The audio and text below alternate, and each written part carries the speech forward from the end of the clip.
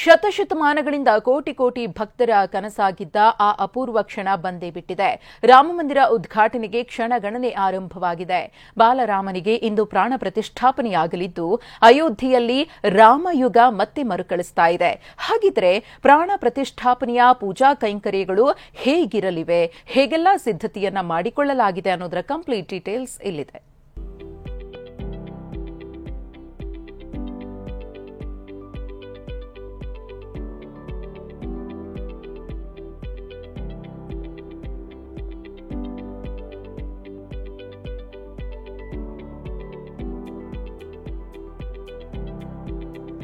ಉತ್ಸವ, ಮಹಾ ಉತ್ಸವ ಹಿಂದೆ ನಡೆದಿಲ್ಲ, ಮುಂದೆ ನಡೆಯೋದಿಲ್ಲ. ಎಲ್ಲಿ ನೋಡಿದ್ರಲ್ಲಿ ಸಂಭ್ರಮ ಎದ್ದು ಕಾಣ್ತಿದೆ. ಮನೆಗೆ ಮೊದಲ ಮಗುವಿನ ಆಗಮನಕ್ಕಾಗಿ ಒಂದು ಕುಟುಂಬ ಅದು ಹೇಗೆ ಕಾಯುತ್ತೋ ಅದೇ ರೀತಿ ಬಾಲರಾಮನ ಬರುವಿಕೆಗಾಗಿ ಇಡೀ ದೇಶ, ಅಸಂಖ್ಯ ರಾಮನ ಭಕ್ತರು ಕಾಯುತ್ತಿದ್ದಾರೆ. ಮಧ್ಯಾಹ್ನ ಬಾಲರಾಮನ ಪ್ರತಿಷ್ಠಾಪನೆ ನೆರವೇರಲಿದ್ದು ದಿವ್ಯ ಸನ್ನಿವೇಶ ಕಣ್ತುಂಬಿಕೊಳ್ಳಲು ಎಲ್ಲರೂ ತುದಿಗಾಲಲ್ಲಿ ನಿಂತಿದ್ದಾರೆ. ಇಂದು ಅಯೋಧ್ಯೆಯ ಬಾಲರಾಮನಿಗೆ ಪ್ರಾಣ ಪ್ರತಿಷ್ಠೆ. ಹೇಗಿರಲಿದೆ ಗೊತ್ತಾ ಪೂಜಾ ವಿಧಿವಿಧಾನಗಳು? ಅಯೋಧ್ಯೆ ದೇವಾನಗರಿಯಾಗಿ ಬದಲಾಗಿದೆ. ಬೀದಿ ಬೀದಿಯಲ್ಲೂ ರಾಮನಾಮ ಅನುರಣಿಸುತ್ತಿದೆ. ಭವ್ಯವಾಗಿ ತಲೆ ಎತ್ತಿರುವ ರಾಮ ಮಂದಿರ ವಿದ್ಯುತ್ ದೀಪಾಲಂಕಾರ, ಬಗೆ ಬಗೆಯ ಹೂವುಗಳ ಅಲಂಕಾರದಿಂದ ಕಂಗೊಳಿಸುತ್ತಿದೆ. ಕಾರ್ಯಕ್ರಮದ ಪ್ರಧಾನ ಕೇಂದ್ರವೆಂದು ಬಾಲರಾಮನ ಪ್ರಾಣ ಪ್ರತಿಷ್ಠಾಪನೆಗೆ ಕ್ಷಣಗಣನೆ ಆರಂಭವಾಗಿದೆ.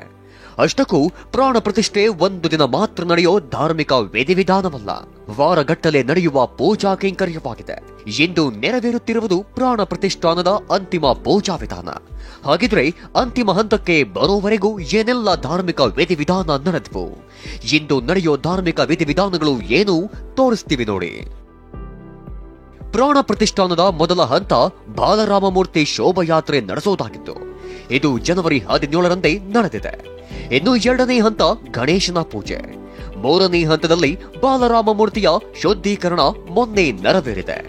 ನಾಲ್ಕನೇ ಹಂತದಲ್ಲಿ ನಿನ್ನೆ ರಾಮನ ಮೂರ್ತಿಗೆ ವಿವಿಧ ಆದಿವಾಸಗಳನ್ನ ನಡೆಸಲಾಗಿದೆ.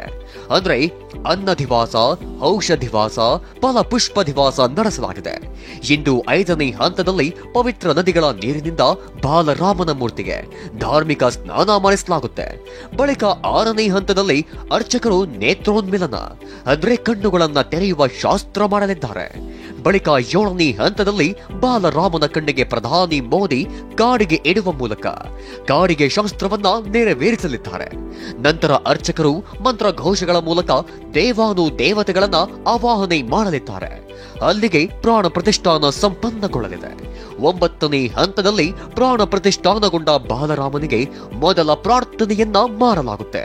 ಅಂತಿಮವಾಗಿ ರಾಮನಿಗೆ ಮೊದಲ ಭೋಗ ಅಂದ್ರೆ ಎಡೆಯನ್ನ ಇಟ್ಟು ನೈವೇದ್ಯ ಮಾಡಲಾಗುತ್ತೆ.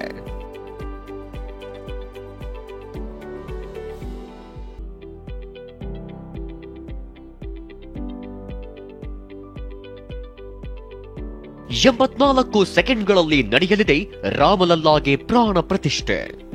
ಹೌದು, ವಾರಗಳ ಕಾಲ ಪೂಜೆ ಪುನಸ್ಕಾರ ನಡೆದರೂ ಪ್ರಾಣ ಪ್ರತಿಷ್ಠಾಪನೆ ನಡೆಯೋದು ಕೇವಲ 84 ಸೆಕೆಂಡ್ಗಳಲ್ಲಿ.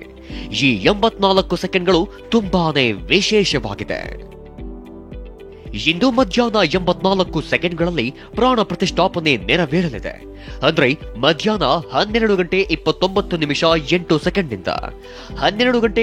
12:30:32 ಅಭಿಜಿತ್ ಮುಹೂರ್ತದಲ್ಲಿ ಪ್ರಾಣ ಪ್ರತಿಷ್ಠಾಪನೆ ನಡೆಯಲಿದೆ.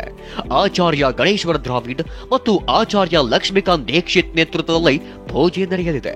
ಇಬ್ಬರ ಮಾರ್ಗದರ್ಶನದಲ್ಲಿ 121 ವೈದಿಕ ಆಚಾರ್ಯರು ವಿಧಿವಿಧಾನ ನೆರವೇರಿಸಲಿದ್ದಾರೆ.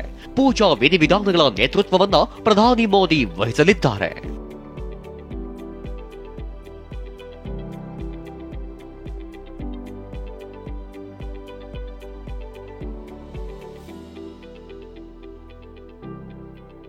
ಪ್ರಾಣ ಪ್ರತಿಷ್ಠಾನದ ಪ್ರಮುಖ ಯಜಮಾನ ಪ್ರಧಾನಿ ಮೋದಿ. ಪ್ರಧಾನಿ ಮೋದಿ ಇಂದು ನಡೆಯುವ ಪ್ರಾಣ ಪ್ರತಿಷ್ಠಾಪನೆಯ ಪ್ರಮುಖ ಯಜಮಾನರಾಗಿದ್ದಾರೆ. ಅವರ ಜೊತೆಗೆ ಇನ್ನೂ 15 ಜೋಡಿ ದಂಪತಿ ಯಜಮಾನರಾಗಿ ವಿಧಿವಿಧಾನ ಪೂರೈಸಲಿದ್ದಾರೆ. ಇದರಲ್ಲಿ ಕರ್ನಾಟಕದ ಕಲಬುರಗಿಯ ಲಿಂಗರಾಜ್ ವಾಸವರಾಜ್ ಅಪ್ಪ ಸಹ ಯಜಮಾನರಾಗಿದ್ದು ವಿಶೇಷ.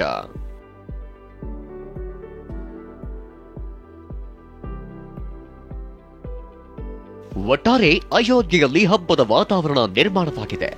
ಗಣ್ಯಾತಿಗಣ್ಯರ ದಂಡೆ ರಾಮನೂರಿನಲ್ಲಿ ಬೇರು ಬಿಟ್ಟಿದೆ. ಶತಶತಮಾನಗಳವರೆಗಿನ ರಾಮ ಭಕ್ತರ ಕನಸು ಇಂದು ನನಸಾಗ್ತಿದೆ.